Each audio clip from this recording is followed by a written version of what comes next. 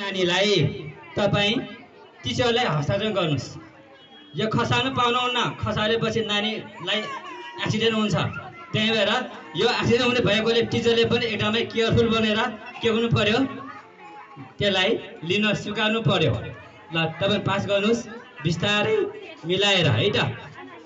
हो अब तपाईँले पनि उतातिर फेरि हाँसी हाँसी पास गर्नुहोस्, हुँदैन रिसाएर पनि हुँदैन।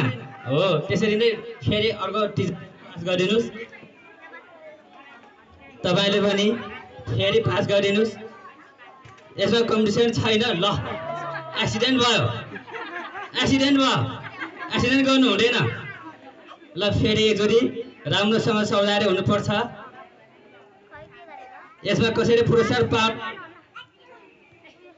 फेरि पनि एकचोटि, फेरि पनि